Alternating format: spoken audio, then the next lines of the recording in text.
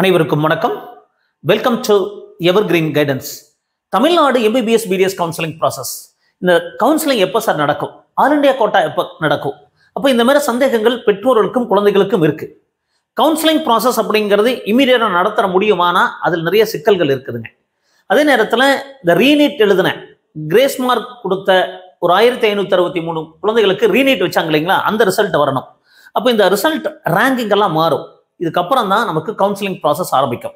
இந்த MBBS BDS admission ப்ராசஸில் counselling ப்ராசஸில் சந்தேகம் இருந்தால் தாராளமாக நீங்கள் எங்களை காண்டாக்ட் பண்ணலாம்.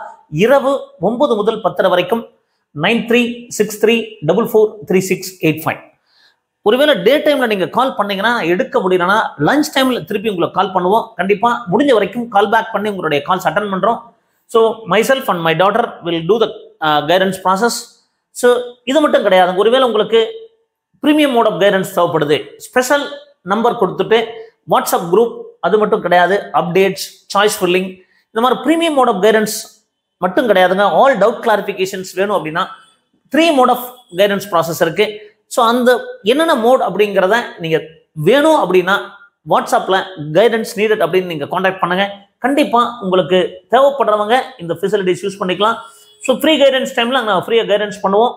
அப்போது இந்த கவுன்சிலிங் ப்ராசஸ் அப்படிங்கிறது எப்போ நடக்கும், அதில் என்னென்ன ஸ்டெப்ஸ் எல்லாம் இருக்குது அப்படின்னு பார்க்கும்போது, Tamil Nadu MBBS BDS counselling process அப்படிங்கிறது ஃபர்ஸ்ட் நம்ம ஒரு நோட்டிஃபிகேஷன் வரணுங்க.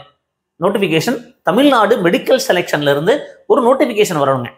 இப்போ இந்த நோட்டிஃபிகேஷன் வந்து அப்ளிகேஷன் ப்ராசஸ் பண்ணுறதுக்கு மினிமம் 12 நாட்களாவது டைம் கொடுப்பாங்க. லாஸ்ட் இயர் 12 days டைம் கொடுத்தாங்க. அதுக்கப்புறம் 3 days எக்ஸ்டெண்ட் பண்ணாங்க. எப்படி நீட்டுக்கெல்லாம் நம்ம அப்ளை பண்ணமோ அதே மாதிரி நம்ம ஒரு அப்ளிகேஷன் ப்ராசஸ், மேபி ஒரு அப்ளிகேஷன் போடுற மாதிரி இருக்கலாம், அல்லது 2 application, government quota, management quota. அப்போ இந்த மாதிரி இந்த அப்ளிகேஷன் ப்ராசஸ்க்கு 12 முதல் 15 நாட்கள் வரைக்கும் நம்ம டைம் எடுத்துக்கோங்க. ஏன்னா எல்லாரும் அப்ளை பண்ணி முடிக்கணும். ஸோ அதில் டாக்குமெண்ட்ஸ் எல்லாம் அப்லோட் பண்ணணும். அதுக்கு இந்த லாஸ்ட் டேட்டுக்கு அப்புறம், இந்த லாஸ்ட் டேட் ஆஃப் அப்ளிகேஷனுக்கு அப்புறம் ஒரு 10 days அப்புறம் தான் நம்ம ரேங்க் லிஸ்ட் ரிலீஸ் பண்ணுவாங்க. ஏன்னா நம்ம அப்லோட் பண்ண டாக்குமெண்ட்ஸ் எல்லாம் வெரிஃபை பண்ணணும். அது நேட்டிவிட்டி சர்டிஃபிகேட், உங்களுடைய நீட் ஸ்கோர், கம்யூனிட்டி சர்டிஃபிகேட், எல்லா டீட்டெயிலையும் வெரிஃபை பண்ணுறதுக்கு ஆன்லைன் மூலமாக வெரிஃபை பண்ணுறதுனால டிஎன் மெடிக்கல் செலெக்ஷனுக்கு மினிமம் ஒரு 10 days டைம் எடுத்துக்குவாங்க. அப்போது அதுக்கு ஒரு 10 days அப்புறம் தான் நமக்கு ரேங்க் லிஸ்ட் வருங்க. அப்போ அப்ளிகேஷன் நோட்டிஃபிகேஷன் மினிமம் 12 days எடுத்துட்டா கூட அதுக்கப்புறம் ரேங்க் லிஸ்ட் 10 days வரும். அப்போ 22 days அப்புறம் தான் நமக்கு ரேங்க் லிஸ்ட் வருங்க. இந்த ப்ராசஸ்க்கு அப்புறம் ரேங்க் லிஸ்ட் வந்த உடனே நம்ம உடனே கவுன்சிலிங் நடத்த முடியாது. ஏன்னா ஒரு 2 நாள் டைம் கொடுக்கணும். அந்த 2 daysக்கு அப்புறம் இந்த ஸ்பெஷல் கேட்டகரிக்கு, அது sports category, ex-servicemen category, person with benchmark disabilities, அடுத்த 7.5 ரிசர்வேஷன், இதுக்கெல்லாமே பார்த்தீங்கன்னா இந்த 10 daysக்கு அப்புறம் ஒரு 2 days டைம் கொடுத்து ஒரு 4 to 5 days நடக்குங்க. ஒவ்வொரு நாள் ஒவ்வொரு கேட்டகரிக்கு வச்சுட்டா கூட sports category, ex-servicemen category, person with benchmark disabilities 7.5 ஒரு நாள் இன்னும் 5 நாட்கள் நடக்குங்க. ஸோ இந்த நடக்கிறக்கே நமக்கு ஒரு 25 நாட்கள் தேவைப்படும். மினிமம் ஒரு 12 + 10 + 4 மினிமம் 25 days, 30 days இல்லாமல் நடக்கிறதுக்கான வாய்ப்புகள் இல்லை. அதுக்கப்புறம் தான் நமக்கு ஜென்ரல் கவுன்சிலிங் ஆரம்பிக்கும். அது 92.5 reservation counselling ஆரம்பிக்குங்க.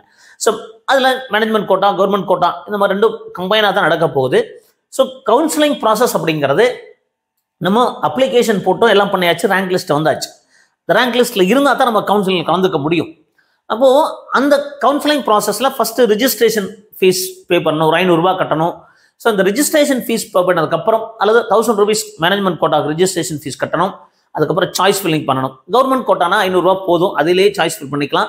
Government quota in private medical காலேஜஸ்க்கு ஒரு 30,000 ரூபா செக்யூரிட்டி டெபாசிட் கட்டணும். பியூர் கவர்மெண்ட்டுக்கு இந்த ரிஜிஸ்ட்ரேஷன் ஃபீஸ் மட்டுமே போதுமானது.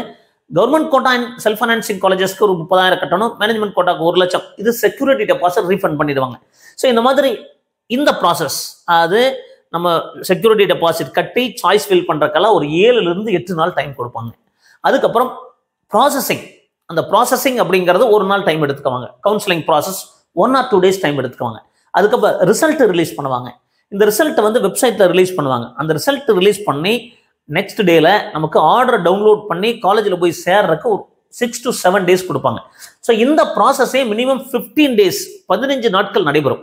அது நம்ம choice filling, registration minimum 7 to 8 days, the processing of allotment 2 days, download பண்ணி நம்ம காலேஜில் ஜாயின் பண்றதுக்கு இது மினிமம் டைம் கொடுத்துருக்காங்க. ஸோ மினிமம் 15 நாட்களாக தேவைப்படும். அப்போ இது வந்து கவுன்சிலிங் ப்ராசஸ்ல எடுத்துக்கக்கூடிய டைம். ஸோ இதுதான் நம்ம கவுன்சிலிங் ப்ராசஸ் அப்படின்னு சொல்றோம். அப்போ இந்த கவுன்சிலிங் ப்ராசஸ் நடக்கிறதுக்கு முன்னாடி ஸ்பெஷல் கேட்டகரிக்கு கவுன்சிலிங் நடந்தாகணும். இந்த ஸ்பெஷல் கேட்டகரி கவுன்சிலிங் நடக்க முன்னாடி ரேங்க் லிஸ்ட் ப்ரிப்பேர் பண்றதுக்கு தமிழ்நாடு மெடிக்கல் செலெக்ஷன் ஒரு 10 days டைம் எடுத்துக்குவாங்க. அப்போ அப்ளிகேஷன் ப்ராசஸ்க்கு மினிமம் 12 days. அப்போ இந்த மாதிரி லாஸ்ட் இயர் பார்க்கும்போது பார்த்தீங்கன்னா ஜூலை 27 தான் நம்ம கவுன்சிலிங் ஆரம்பிச்சது. அப்போ இந்த கவுன்சிலிங் ஸ்டேட் கோட்டா தனியா ஆல் இண்டியா கோட்டா தனியா நடந்தாலுமே எல்லா ஸ்டேட்டும் ஸ்டேட் கோட்டா ரெடி பண்ணி வைக்கணுங்க. அதுக்கப்புறம் அதுக்கு முன்னாடி ஒரு 1 week முன்னாடி தான் ஆல் இண்டியா கோட்டா கவுன்சிலிங் நடக்கும்.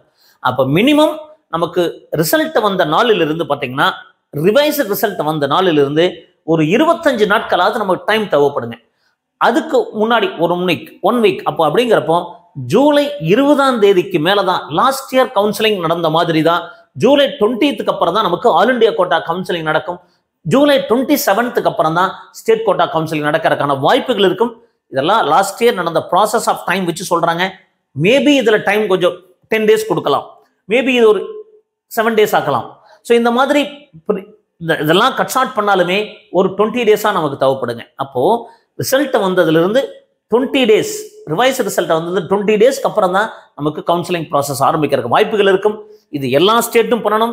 எல்லா ஸ்டேட்டும் அந்தந்த ஸ்டேட் நம்ம ப்ராசஸ் ஸ்டார்ட் பண்றதுக்கு ரெடியானா தான் அதுக்கு ஒரு 1 week முன்னாடி all India quota counselling process நடத்துவாங்க. சும்மா ஜூலை ஃபர்ஸ்ட் வீக்ல நடக்குங்கிறது ஆக்சுவலா பார்த்தா அது நடக்கிறதுக்கான வாய்ப்புகள் இல்லை அப்படிங்கிறத புரிஞ்சுக்குங்க. ஸோ இந்த மாதிரி கவுன்சிலிங் ரிலேட்டடா நிறைய அப்டேட்ஸ் பண்ணிட்டே இருப்போம். ஸோ இந்த மாதிரி எங்க வீடியோஸ் எல்லாம் பிடிச்சிருந்தா மறக்காம லைக் பண்ணுங்க, எங்க சேனல் பிடிச்சிருந்தா சப்ஸ்கிரைப் பண்ணுங்க. மீண்டும் ஒரு நல்ல பதிவுடன் உங்களை சந்திக்கின்றேன். நன்றி, வணக்கம்.